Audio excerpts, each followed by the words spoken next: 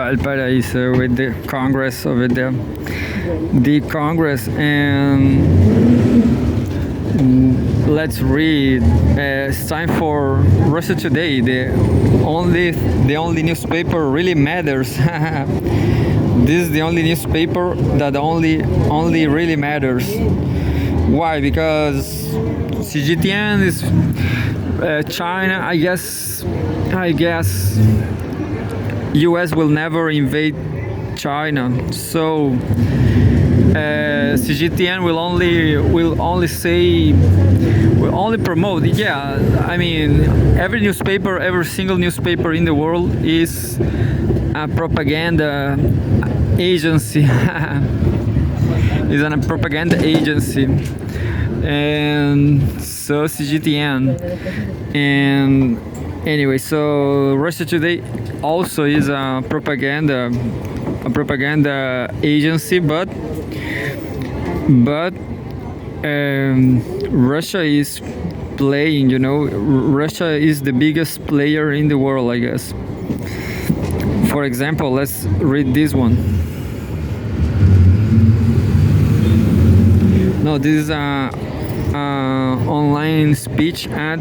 Putin attends plenary session of Valdai Discussion Club. And there's a news that says NATO Boss says members will bow to Trump's financial demands. Let's read it.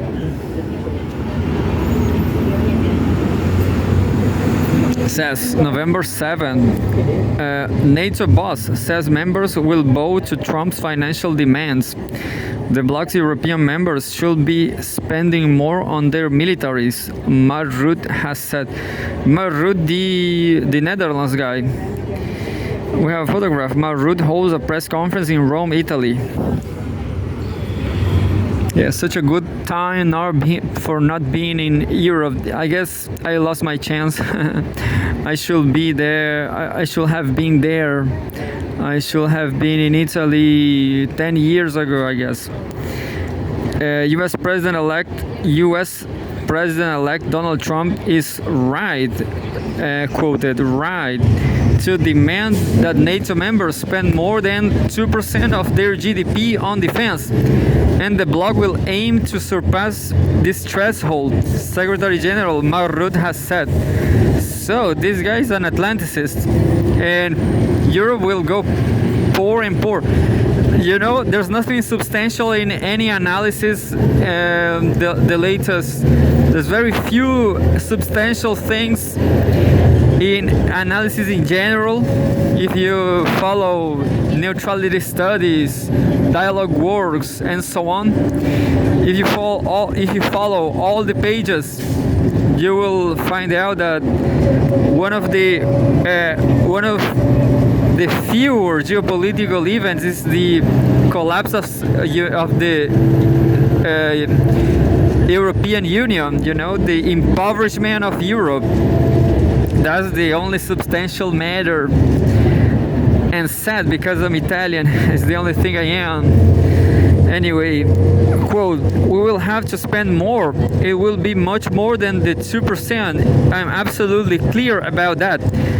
Rutte told reporters ahead of the European Political Community Summit in Budapest on Thursday. Trump defeated current Vice President Kamala Harris in Tuesday's U.S. presidential election after a campaign in which he suggested that he will refuse to attend NATO members who failed to meet the 2% spending goal. When this goal was set in 2014, only 3 members of the US-led bloc met the target. As of 2024, that number has risen to 23 out of 31 member states. Throughout his first term in office, Trump repeatedly badgered NATO's European members into hiking defense spending. Quote, they should be paying their bills, unquote. He told Fox News in 2020. Quote, why should we defend countries and not be reimbursed? In 2018, Trump suggests that NATO should raise its spending target to 4%. Poland is the only member state that currently meets that threshold. Poland is very fascist. Anyway, quote, he is right about this. Ruud, I guess it's how to say Ruud. Ruud said on Thursday, quote, you will not get there with this 2%. Ruud said that he will speak to Trump and attempt to convince him that Russia, Iran, and North Korea pose a threat to both Europe and the US. Quote, we have to work together, so I look forward to sit down with Donald Trump to discuss how we can face these threats collectively and what we need to do more, he said. Throughout Trump's campaign, a stream of journalists and former officials claimed that the Republican will abandon NATO if re-elected, and that the prospect of a second Trump presidency was causing panic in European capitals. In a statement last year, Trump said he will ensure, quote, America's alliances serve to protect the American people and do not recklessly endanger American blood and treasure. He has since said that his hardline rhetoric toward U.S. allies strengthened NATO by scaring them into paying their fair share. And there's time for a short one, another short one. But you know, I have to tell you this. Russia today is kind of strange, you know.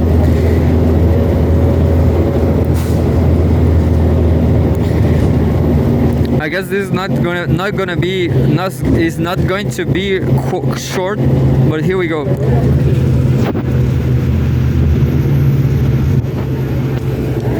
November 7, NATO rival warns of new nuclear arms race. The head of the Collective Security Treaty Organization has responded to US plans to station long-range missiles in Germany. A family photo before the 12th annual meeting of Security Council Secretaries of Commonwealth of Independent States (CIS) members in Moscow, Russia. A decision to deploy long-range missiles in Western Europe could trigger a new nuclear arms race. Collective Security Treaty Organization (CSTO) Secretary General Imangeli Tasmangambetov has warned. Anyway, that's it.